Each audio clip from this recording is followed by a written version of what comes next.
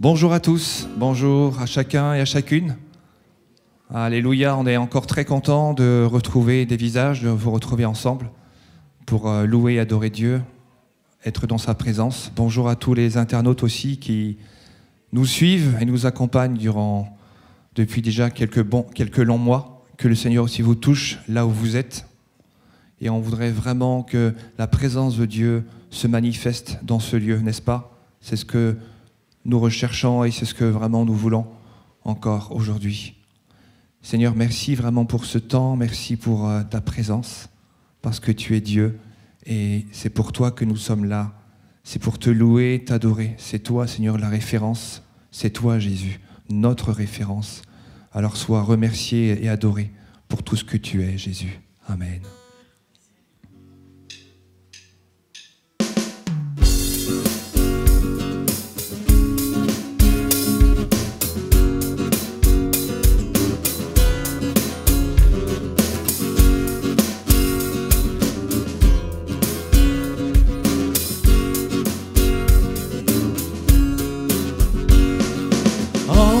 Entre tes mains j'abandonne tout ce que j'appelle mien.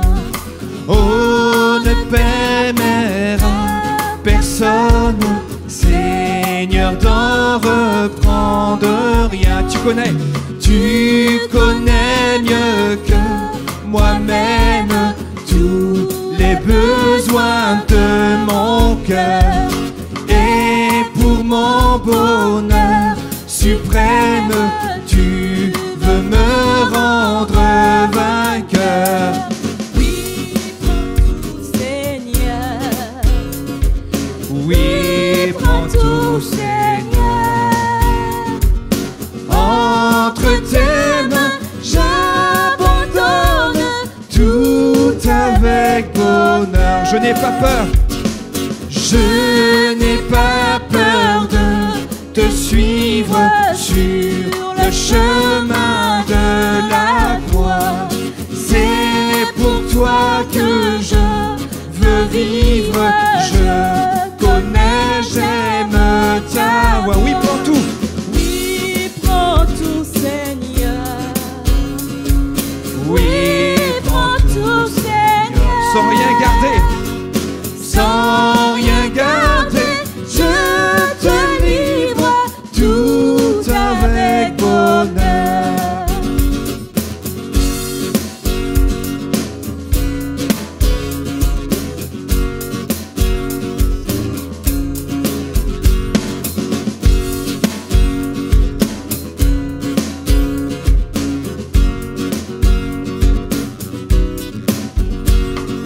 Oui, prends tout, Seigneur. Oui, prends tout, Seigneur. Je ne vis plus pour moi-même, mais pour mon Sauveur. Prends mon corps.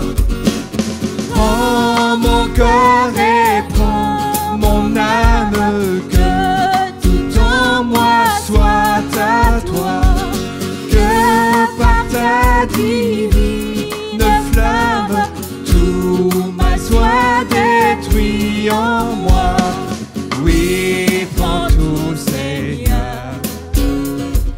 Oui, prends tout, Seigneur. Prends mon corps.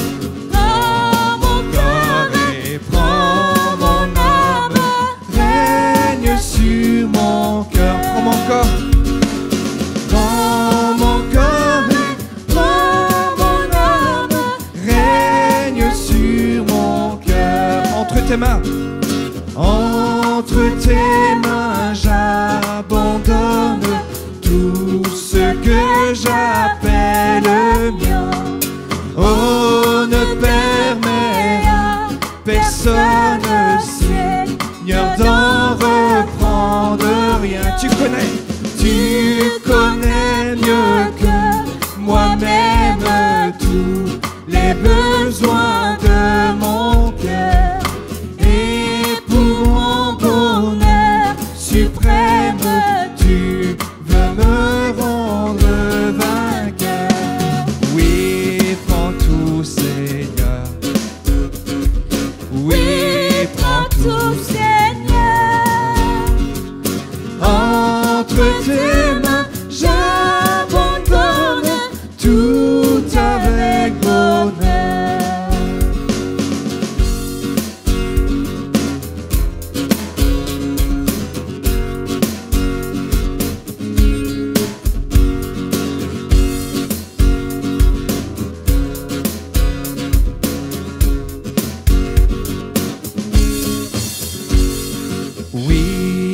tout, Seigneur. Oui, prends tout, Seigneur. Entre tes mains, j'abandonne tout avec bonheur. Entre tes mains, j'abandonne tout avec bonheur.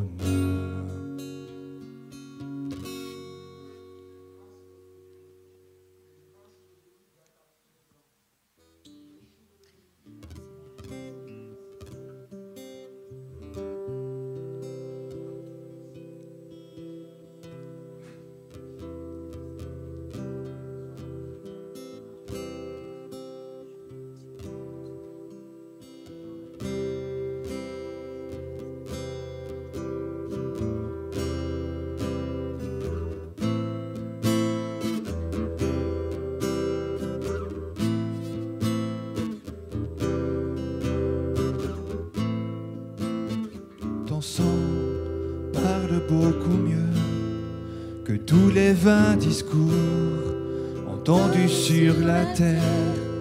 Il parle pour ma défense, proclame la justice. Jésus, c'est ton sang.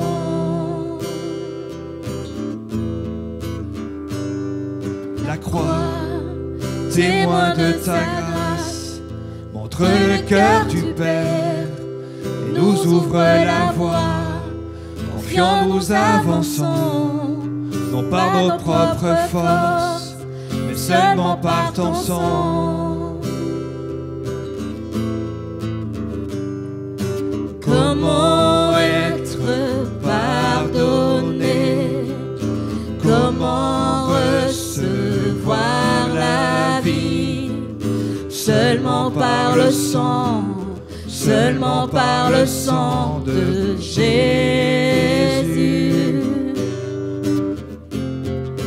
Comment être purifié, reçu comme ami de Dieu? Seulement par le sang, seulement par le sang de Jésus. Ton sang parle beaucoup mieux que tous les vains discours entendus sur la terre. Il parle pour ma défense, proclame la justice. Jésus, c'est ton sang.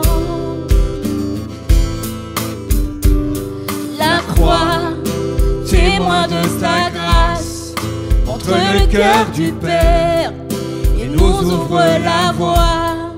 Confiants, nous avançons, non pas nos propres forces, mais seulement par ton sang.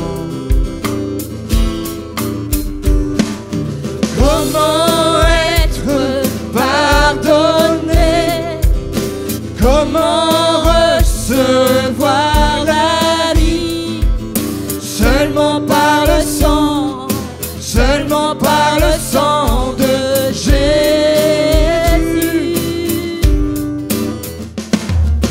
Comment être purifié, reçu comme ami de Dieu?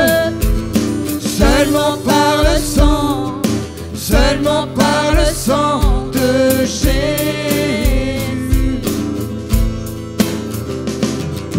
Comment être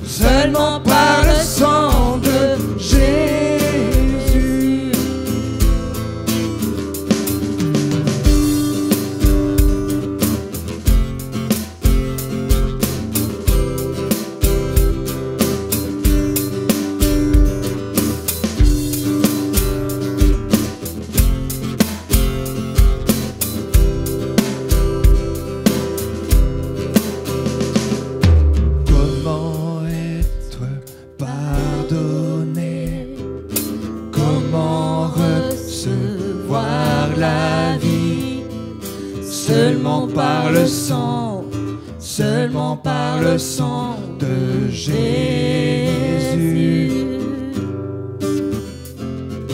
Comment être purifié, reçu comme ami de Dieu, seulement par le sang de Jésus.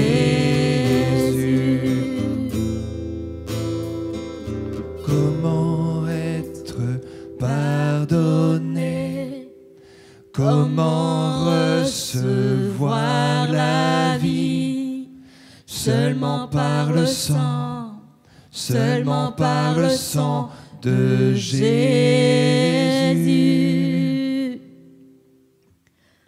Comment être purifié, reçu comme ami de Dieu, seulement par le sang de Jésus.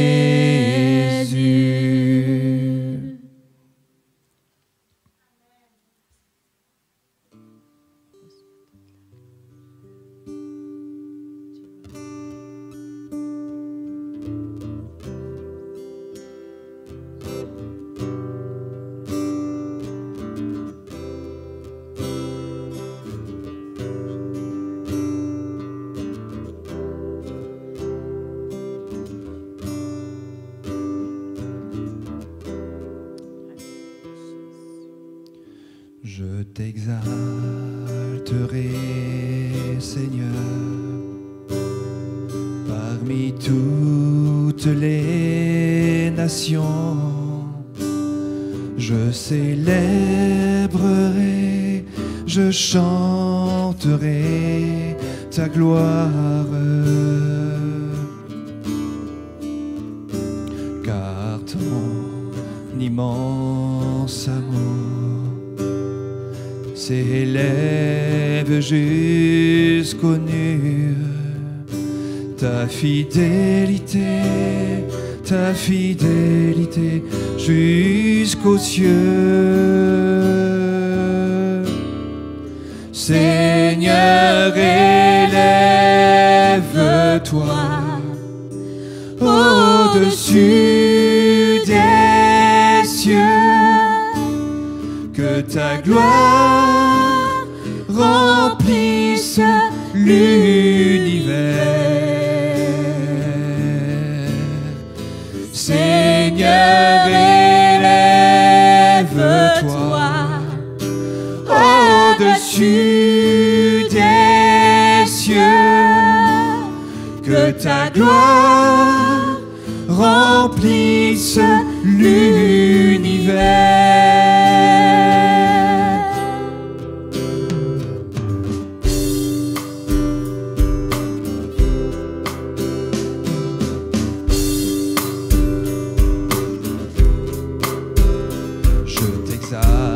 Exalterai, Seigneur, parmi toutes les nations.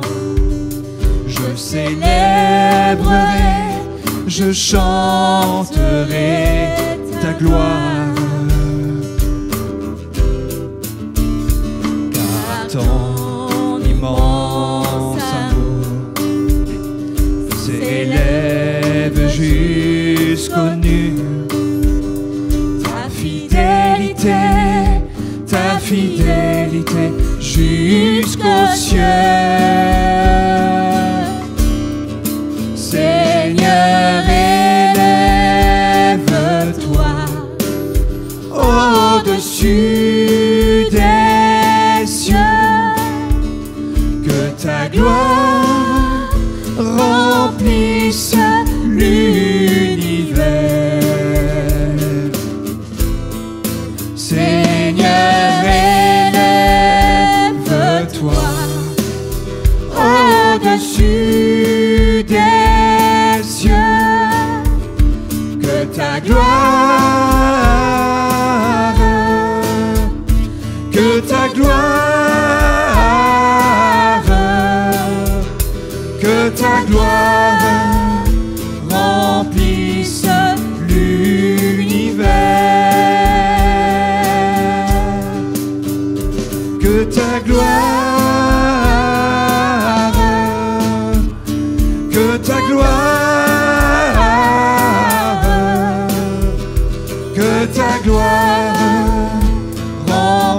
remplisse l'univers. Je t'exalterai, Seigneur, parmi toutes les nations. Je célébrerai, je chanterai ta gloire.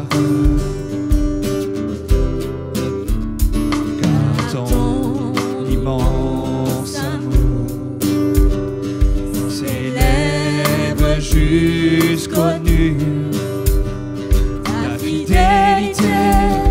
ta fidélité jusqu'aux cieux. Seigneur, élève-toi au-dessus des cieux, que ta gloire remplisse l'univers.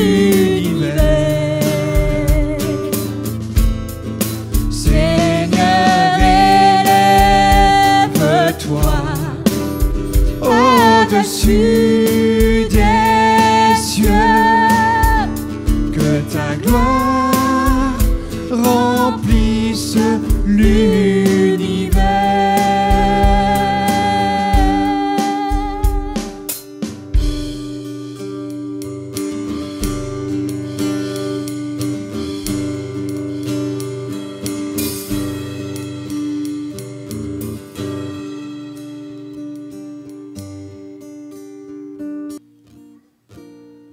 Est-ce que c'est une belle chose de servir Jésus tous les jours? J'ai les 2 oreilles bouchées ce matin. Est-ce que c'est une belle chose de servir Jésus? Amen. J'ai les 2 oreilles bouchées ce matin. Peut-être que j'entends pas très bien, je ne sais pas, mais est-ce que c'est une belle chose de servir Jésus? J'ai une oreille qui se débouche, mais il manque la deuxième. Est-ce que c'est une belle chose de servir Jésus? Ouais. C'est pour Dieu, hein. C'est pas pour nous, c'est pour Dieu, il faut le servir. Effectivement, c'est une belle chose parce que Dieu est bon. Et en tout cas, on n'est pas lassé de le servir, hein. Ça, c'est sûr. Et puis, on est content de vous retrouver, on est content de voir les frères et sœurs revenir. La salle, c'est... Voilà, on a laissé plus de place. On voudrait vraiment que le Seigneur vraiment vous bénisse encore plus richement. Alléluia. Ok. Donc on va voir si on est d'accord pour servir Dieu. On va prendre ce petit cœur qui n'est pas très compliqué.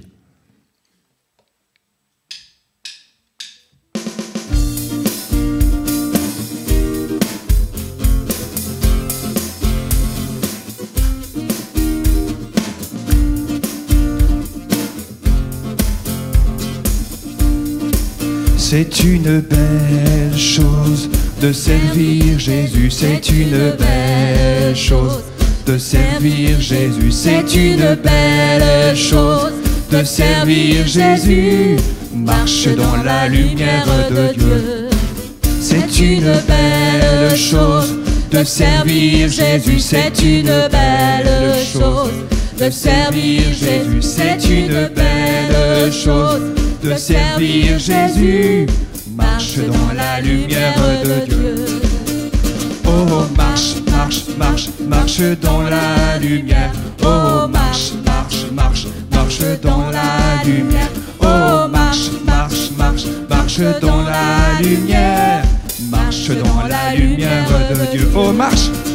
Oh, marche, marche, marche, marche dans la lumière. Oh, marche, marche, marche, marche dans la lumière. Oh, marche, marche, marche, marche dans la lumière. Marche dans la lumière de Dieu. C'est une belle chose de servir Jésus, c'est une belle chose de servir Jésus, c'est une belle chose de servir Jésus. Marche dans la lumière de Dieu. Oh, marche. Oh, marche, marche, marche, marche dans la lumière. Oh, marche, marche, marche, marche dans la lumière. Oh, marche, marche, marche, marche dans la lumière. Marche dans la lumière de Dieu. Rendons grâce au Seigneur, rendons grâce. Rendons grâce Rendons grâce. Rendons grâce au Seigneur, rendons grâce. Rendons grâce pour son amour. Dès le matin, les oiseaux chantent toutes les louanges de Dieu le Créateur. Et toi mon ami, pourquoi ne chantes-tu pas l'amour de Jésus ton Sauveur? Et toi mon ami, pourquoi ne chantes-tu pas l'amour de Jésus ton Sauveur? Et toi mon ami, pourquoi ne chantes-tu pas l'amour de Jésus ton Sauveur? Rendons grâce au Seigneur, rendons grâce pour son amour. Rendons grâce au Seigneur, rendons grâce pour son amour. Dès le matin, les oiseaux chantent toutes les louanges de Dieu le Créateur. Et toi mon ami, pourquoi ne chantes-tu pas l'amour de Jésus ton Sauveur? Et toi mon ami, pourquoi ne chantes-tu pas l'amour de Jésus ton Sauveur? Et toi mon ami, pourquoi ne chantes-tu pas l'amour de Jésus ton Sauveur? Rendons grâce.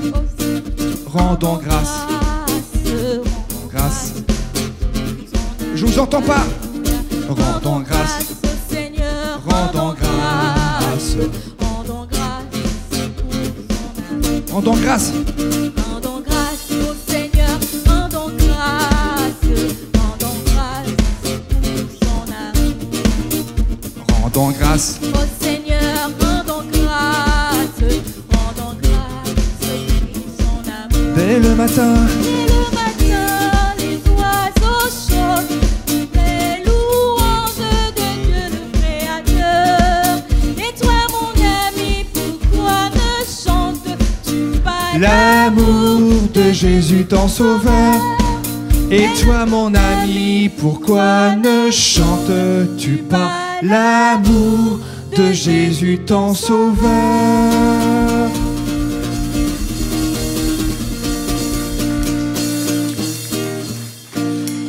Alléluia.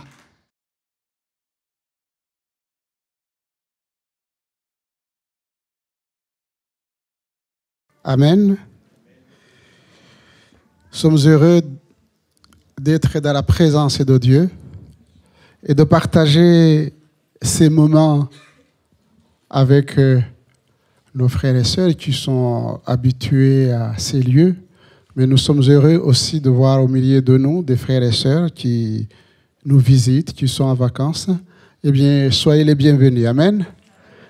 Soyez les bienvenus. Le Seigneur a préparé pour les anciens, pour les nouveaux, un beau repas. Amen. La parole de Dieu.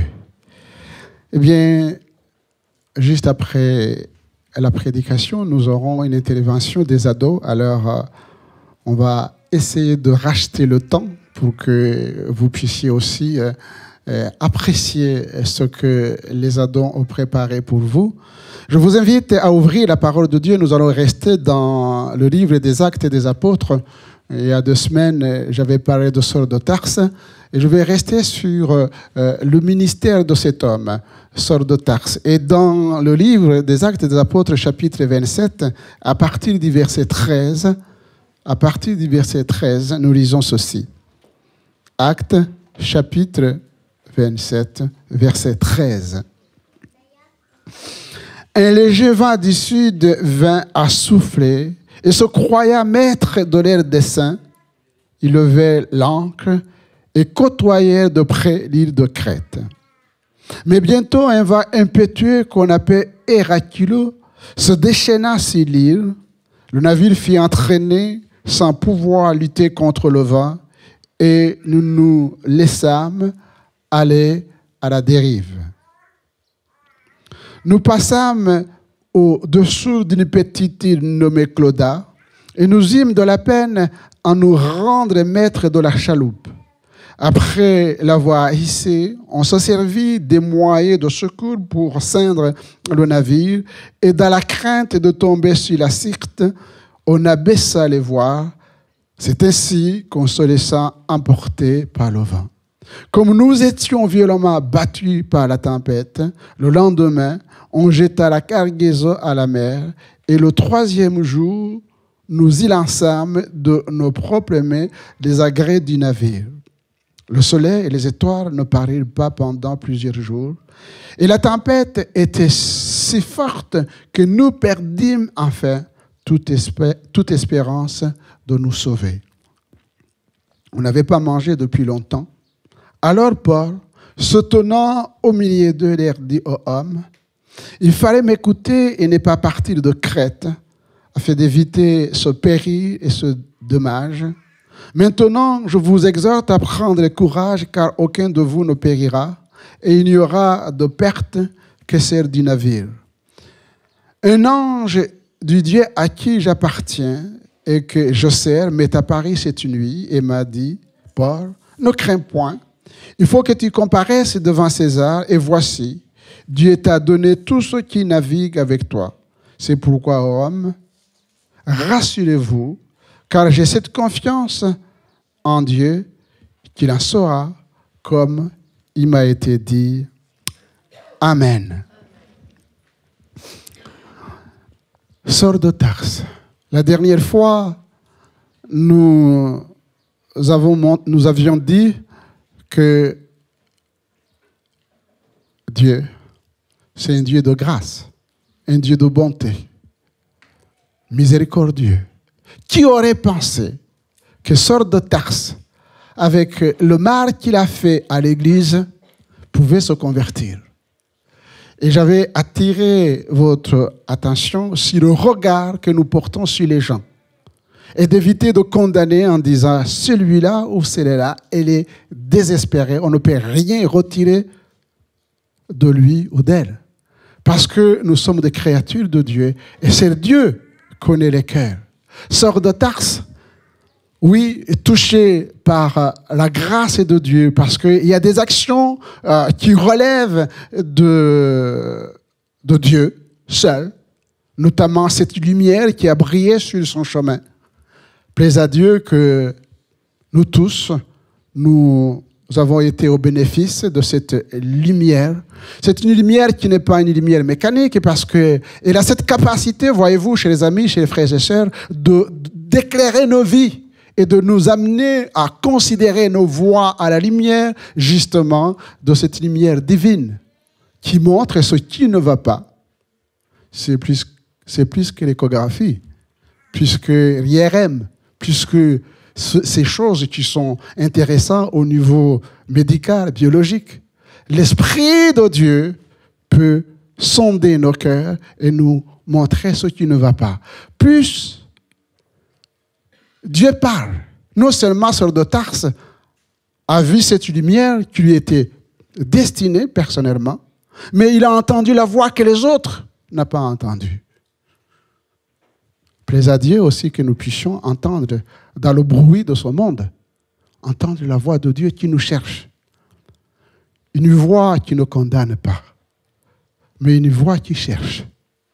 Et cet homme a été changé, transformé. Nous avions dit qu'une fois que Dieu a accompli le travail pour lequel lui, il s'était destiné en faveur de Saul de Tarse, eh bien, il a envoyé les hommes pour aider cet homme à entrer pleinement dans les œuvres qu'il a préparées d'avance. Et pour l'Église, c'est très important de considérer que non seulement nous aussi, nous avons été choisis, nous avons été mis à part pour accomplir ce genre de ministère. Anania a été envoyé, mandaté par le Seigneur Jésus pour que Saul de Tarse puisse connaître non seulement qu'il est appelé à porter le nom de Jésus devant les nations, devant les rois, mais, et c'est ça ce que je vais partager ce matin avec vous, mais il devait souffrir aussi.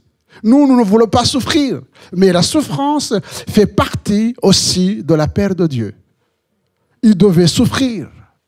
Et ce qui est, comment dirais-je, intéressant c'est de voir que Saul de Tarse, qui traquait les chrétiens, il a été lui-même traqué. Il pourchassait les chrétiens, le voilà maintenant lui-même pourchassé. Et pour les mêmes causes. Parce qu'il aimait Dieu maintenant. Il a changé. Il veut servir le Seigneur. Mais il y avait des hommes, notamment des Juifs, qui ne supportaient pas la conversion de Saul de Tarse. Parce que Saul de Tarse, c'était avant un homme violent, mais un homme enseigné, un érudit, qui connaissait bien les textes bibliques et a été à l'école de Gamaliel. Eh bien, cet homme arrivait à confondre ces gens, en leur démontrant le contraire. Pendant des mois, des années, il avait contrecarré, lutté contre le nom de Jésus. Voilà maintenant qu'il est en train de démontrer à travers les Écritures que Jésus était le Messie, que Jésus était le Fils de Dieu, qu'il était venu pour sauver. Donc, les Juifs ont cherché à le faire mourir. Et on voit à travers les missions que Saul de Tarse s'est forcé d'annoncer la parole de Dieu. Et quand il est revenu à Jérusalem, il a été arrêté.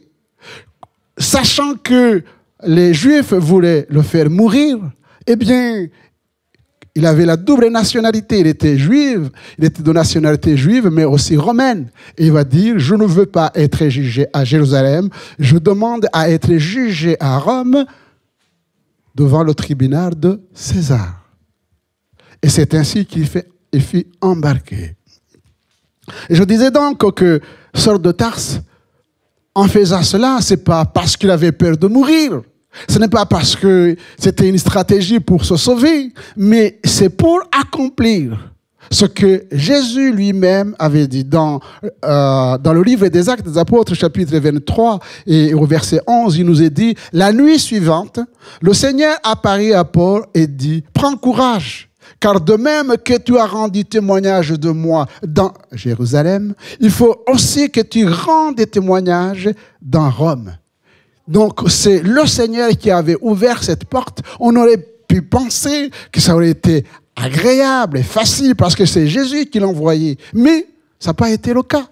Ça a été extrêmement difficile puisque nous apprenons que le bateau sur lequel se trouvait Saul de Tarse, eh bien, il y a eu des décisions à prendre. Des décisions à prendre.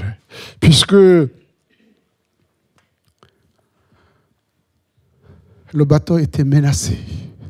Mais avant que le bateau soit menacé, face naufrage, eh bien, il y a eu concertation. Le commandant a posé la question, faut-il quitter le port de Crète et continuer la navigation ou faut-il arrêter? Et nous voyons, si vous lisez les textes, que le pilote et le propriétaire du bateau ont décidé, ils ont dit, ce port, qu'on appelle bon port, n'est pas bon à hiverner. Il faut aller à Phoenix. Paul, qui avait la révélation de Dieu, il va leur dire, oh homme, il faut rester ici. Et nous voyons, voyez-vous, chers frères et sœurs, que cela amène à deux propositions différentes basées sur des sources et des formations différentes. Le professionnalisme et l'expérience. Ils étaient marins, ils connaissaient la mer. Ce n'était pas la première fois qu'ils naviguaient dans ces destinations-là. Eux, ils ont dit, nous allons à Phoenix. Mais Paul avait d'autres sources. C'était la révélation. Dieu lui avait révélé et avait proposé de rester. Et notre vie, voyez-vous, chers frères et sœurs, sera toujours ballottée entre ces deux choses.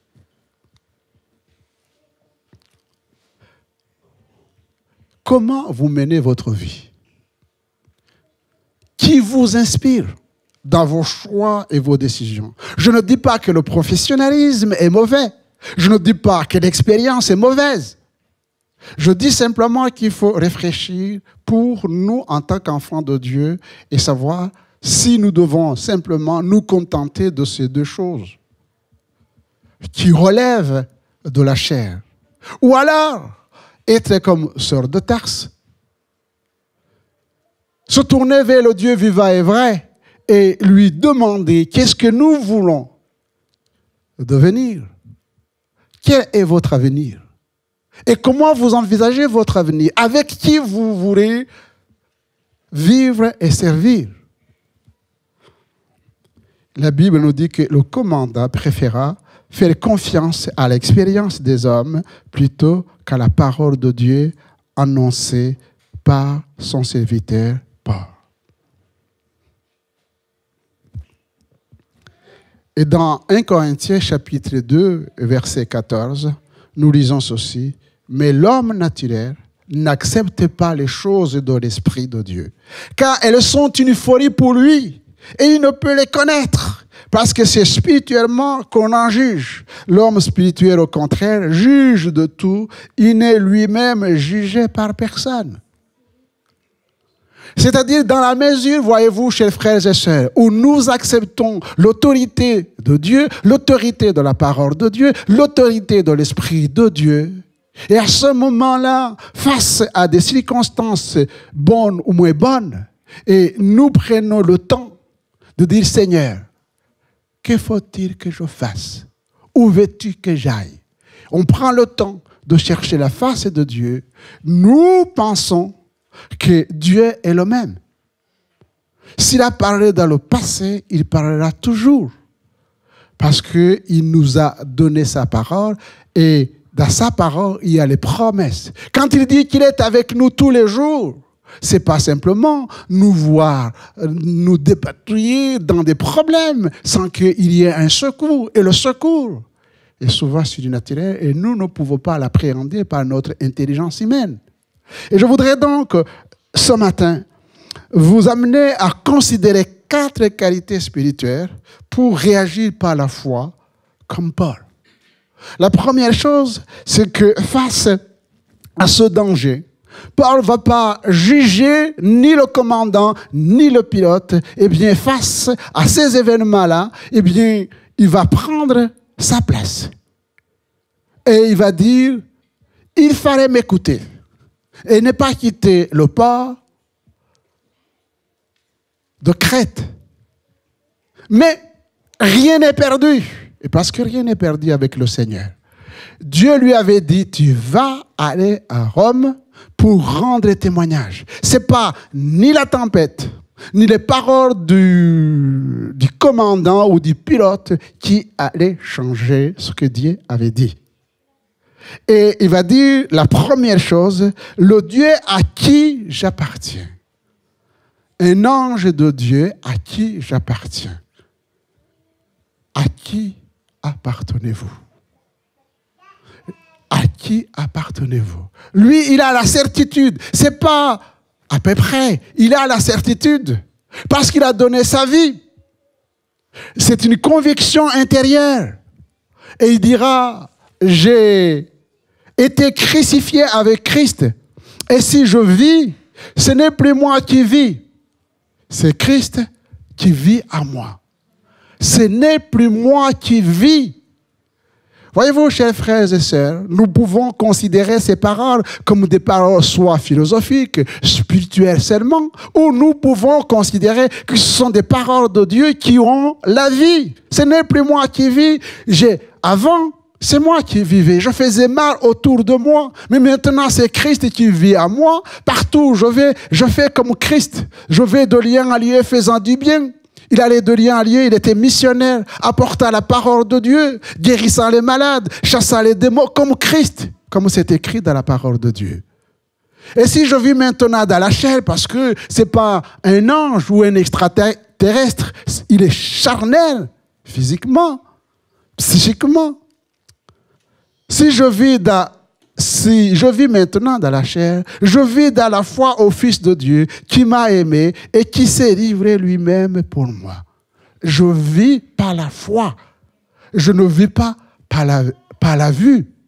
Je vis par la foi. Et si Christ vit en moi, je suis donc le temple de Dieu. Amen. Si Christ vit en moi, je suis le temple de Dieu. Ne savez-vous pas que votre corps est le temple du Saint-Esprit et qui est en vous, que vous avez reçu de Dieu et que vous ne vous appartenez point à vous-même, le Dieu à qui j'appartiens. Car vous avez été rachetés à un grand prix. Glorifiez donc Dieu dans votre corps et dans votre esprit qui appartiennent à Dieu.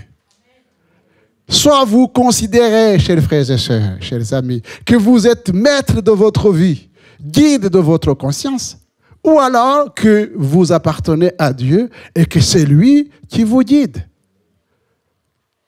Un ange de Dieu à qui j'appartiens. Dieu donc veille sur la barque dans laquelle Paul était embarqué. C'est pour cet évangile, dira toujours Paul, que j'ai été établi prédicateur et apôtre, chargé d'instruire les païens, et c'est à cause de cela que je souffre ces choses, mais je n'en ai point honte, car je sais à qui j'ai cru. Je sais à qui j'ai cru.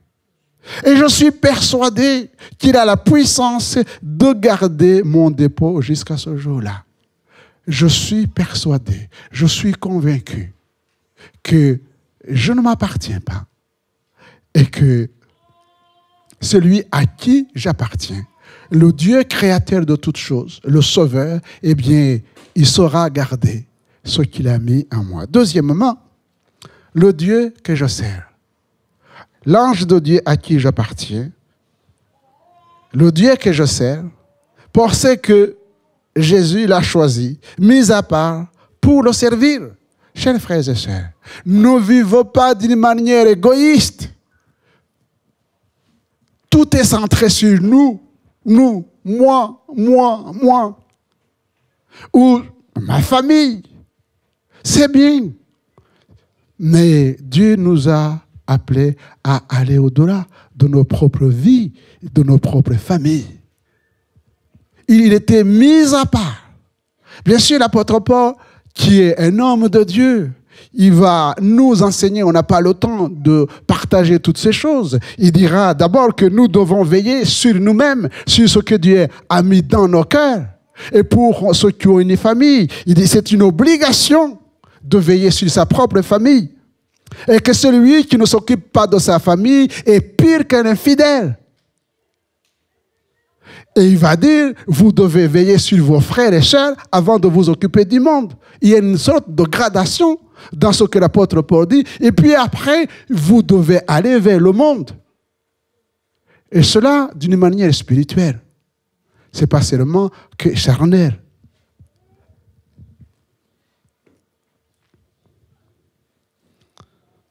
Le message est ce que je disais. Dieu avait dit à Anania, va dire à Saul de Tarse ceci. Mais le Seigneur lui dit, va, car cet homme, c'est un instrument que j'ai choisi pour porter mon nom devant les nations, devant les rois et devant les fils d'Israël, et je lui montrerai ce qu'il doit souffrir pour mon nom, et je serai avec lui. Le Seigneur ne lui a pas caché qu'il devait souffrir. Et il n'y a pas, la croix n'exclut pas la souffrance. Si Christ a été persécuté à cause de son ministère, si Saul de Tarse, devenu l'apôtre Paul, a été persécuté à cause de son ministère, nous aussi nous serons persécutés. Nous serons incompris parce que le monde a décidé de rejeter Dieu. Et en rejetant Dieu et son Fils et le message de son Fils, tous ceux qui lui appartiennent et qui annoncent, qui vivent et annoncent cet évangile ne seront pas compris. Il faut l'accepter. Il faut l'accepter et être préparé à cela. Je pense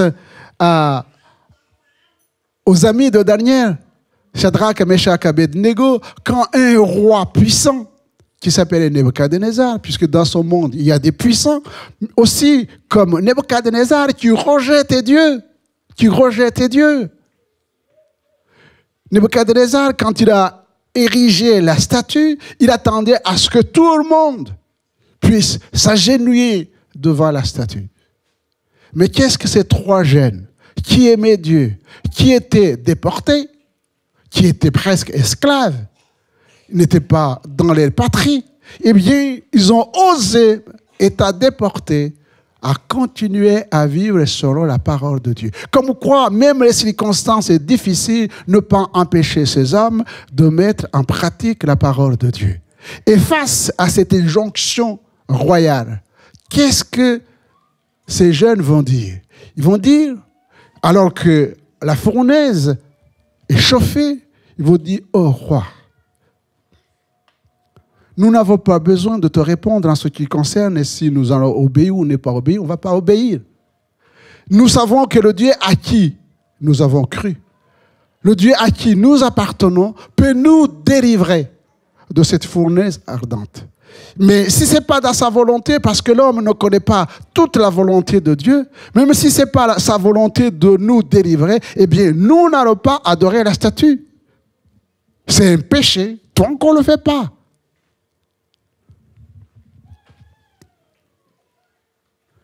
Combien de fois nous essayons plutôt de nous arranger avec la vérité? Placés dans des circonstances difficiles, on se dit, là, il faut que je mente un peu. Si vous mentez un peu, vous avez menti. Souvenez-vous que Abraham avait menti un peu. Il avait dit, Sarah, c'est ma sœur. C'était sa demi-sœur, mais c'était sa femme. Et Dieu n'a pas approuvé cela. N'essayez pas, chers amis, chers frères et sœurs, de nous arranger en disant, Dieu est miséricordieux, compatissant. S'il est vrai qu'il est compatissant et miséricordieux vis-à-vis de ceux qui ne connaissent pas la volonté de Dieu. Pour ceux qui connaissent la volonté de Dieu, c'est autre chose. Il nous amènera bien sûr dans sa miséricorde à avouer et à demander pardon. Mais si nous faisons une habitude de s'arranger avec la vérité, eh bien, nous risquons d'avoir quelques soucis. Troisièmement, Dieu m'est apparu et m'a dit, Dieu à qui j'appartiens, Dieu que je sers, Dieu m'est apparu. Alors que tout le monde était désespéré. Tout le monde était désespéré puisqu'il n'avait plus l'espérance de vivre. Et c'est à ce moment que l'ange de l'Éternel est venu fortifier son serviteur et lui dire ce qu'il faut faire. Il dit, vous aurez la vie sauve parce que Dieu l'a déterminé ainsi. Il dit,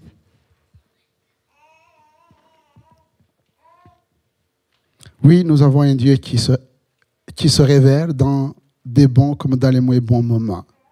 Et notre Dieu parle, puisque la parole, il agit. Souvenez-vous, quand Jésus a dit à ses disciples, à l'eau de l'autre bord, la direction était claire. Les bateaux ont pris la direction indiquée par le Seigneur. Jésus lui-même était dans la barque. Ça n'a pas empêché la tempête. Ça n'a pas empêché la tempête. Ce n'est pas parce que nous avons Jésus dans notre cœur qu'il n'y aura pas de tempête dans nos vies. Ce n'est pas parce que nous sommes sur la bonne direction qu'il n'y aura pas de tempête. Si, il y aura la tempête. Et dans notre chair, nous allons penser que c'est fini pour nous. Et les disciples ont réveillé Jésus, qui lui maîtrisait tout. Bien sûr, ils ne connaissaient pas encore que c'est le créateur de toutes choses, qu'il était Dieu. Mais quand ils l'ont réveillé, Jésus, non seulement il a menacé le vent, la tempête, le calme est venu et il a dit, homme de peu de foi, pourquoi vous n'avez pas cru? Bien sûr que les circonstances et les événements nous amènent toujours, n'est pas à nous décourager, mais à découvrir la grâce de Dieu, la bonté de Dieu, la bienveillance de Dieu, et à grandir dans la foi, Et je termine, quatrièmement, j'ai confiance en lui. Le Dieu à qui j'appartiens, que je sers, m'est apparu cette nuit. Et il m'a dit, j'ai confiance dans ce qu'il a dit. J'ai confiance dans la parole de Dieu. Amen. J'ai confiance. Chers frères et sœurs, nous devons avoir confiance dans la parole de Dieu parce que ce que Dieu dit, ça m'est accompli. Nous dit la parole de Dieu. Nous dit la parole de Dieu. Regardez l'attitude de Moïse. Face au murmure des enfants d'Israël, il venait de vivre des miracles extraordinaires en Égypte, mais face à la mer, face aux cavaliers, mais qu'est-ce qui s'est passé? Ils ont perdu la foi. Et ils ont commencé à murmurer contre Moïse. Mais Moïse va prononcer des paroles extraordinaires. Il va dire ceci, ne craignez rien, restez en place et regardez la délivrance que l'Éternel va vous accorder en ce jour, car les Égyptiens que vous voyez aujourd'hui, vous ne les verrez plus jamais. Ne craignez rien, restez en place. C'est une attitude de foi. C'est une attitude de foi. Restez. Quand il y a des difficultés, quand vous êtes éprouvé, ne vous agitez pas. Restez dans la parole de Dieu. Priez. Attendez le secours de Dieu.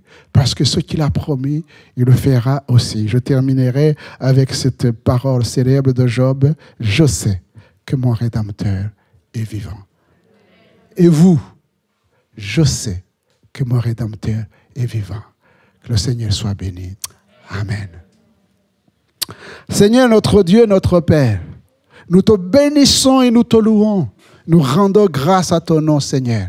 Merci parce que tu connais nos cœurs, tu connais nos vies. Pardonne nos peurs, Seigneur. Pardonne nos échecs, Seigneur. Pardonne-nous, nous sommes humains.